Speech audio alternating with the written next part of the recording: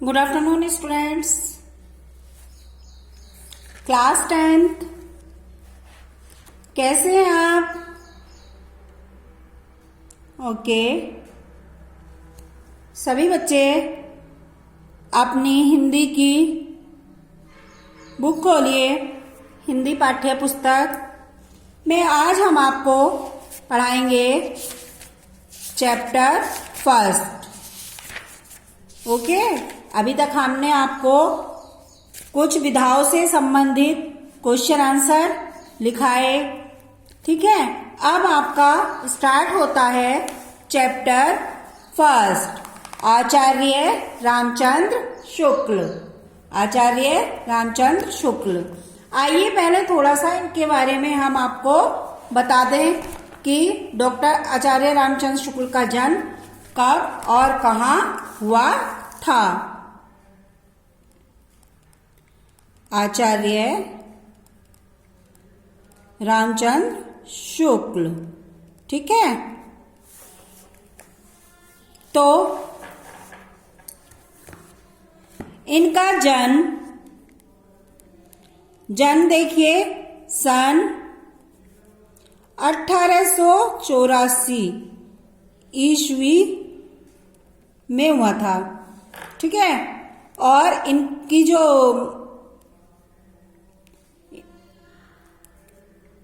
गांव था बस्ती जिले के अगोना नामक, ठीक है। इनके पिता का नाम पंडित चंद्रवली शुक्ल था।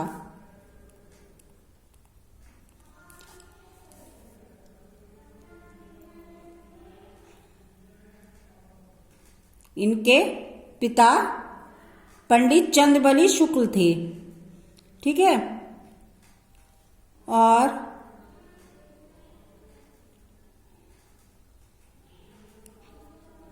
इनकी मृत्यु सन 1941 में हुई। इनकी रचनाएं हैं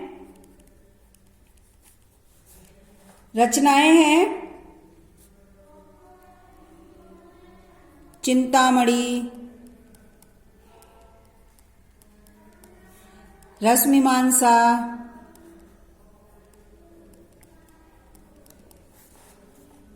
त्रिवेणी, ठीक है। 11 वर्ष का समय,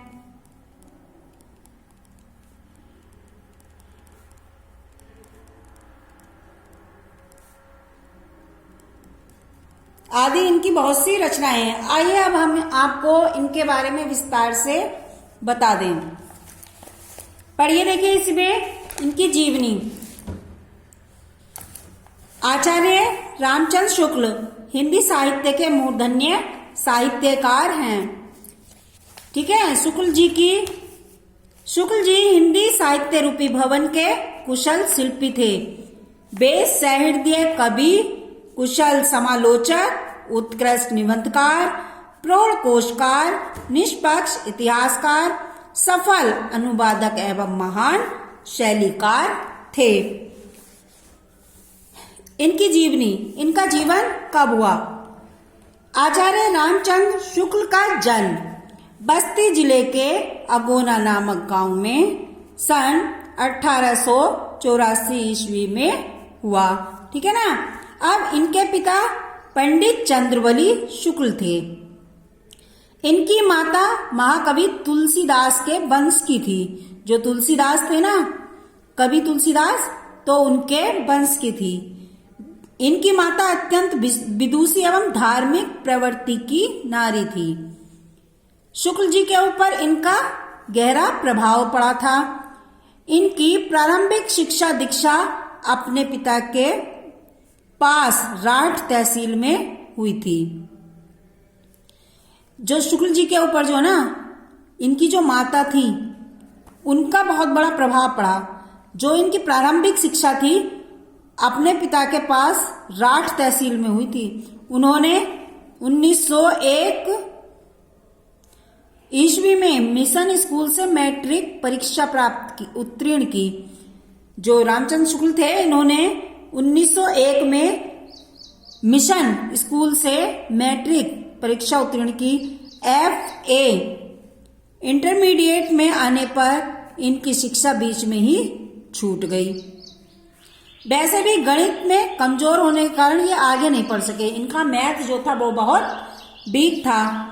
शुक्ल जी के अनुसार पंडित केदारनाथ पाठक एवं प्रेमधन के संपर्क में है और इन्होंने हिंदी, अंग्रेजी, उर्दू, संस्कृत, बांग्ला आदि कई भाषाओं का ज्ञान प्राप्त किया। ठीक है। इन्होंने नायब तहसीलदार की सरकारी नौकरी कर ली। ये आगे चलकर नायब तहसीलदार बन गए। इसकी नौकरी की, परंतु स्वाभिमान के कारण सृजन आराम कर दिया। इसी बीच उनकी रचनाएं आनंद कादम्बनी पत्रिका में प्रकाशित होने लगी। सन 1908 में उनकी विद्वता से प्रभावित होकर काशी नागरी प्रचारणी सभा ने हिंदी शब्द सागर का संपादन करने में सहायता के लिए बुलाया। इसके फलस्वरूप इनकी काशी हिंदू विश्वविद्यालय में हिंदी अध्यापक के रूप में नियुक्ति हुई। यहीं पर डॉक्टर श्याम सुंदर दास के अवकाश ग्रहण करने के पश्चात सन 1937 ईस्वी में हिंदी विभाग के अध्यक्ष पर नियुक्त किए गए। कौन? ये अंत तक इसी पद पर आसीन होकर हिंदी सेवा करते हुए ये महान साहित्य आत्मा सन 1941 ईस्वी में स्वर्गवासी हो गए। यानी कि 1941 में आचार्य रामचंद्र शुक्ल का निधन हो गया। अब देखिए आगे, ये हो गई इनकी जीवनी। अब हिंदी साहित्य में, अब ये साहित्यिक है, इनका साहित्यिक परिचय।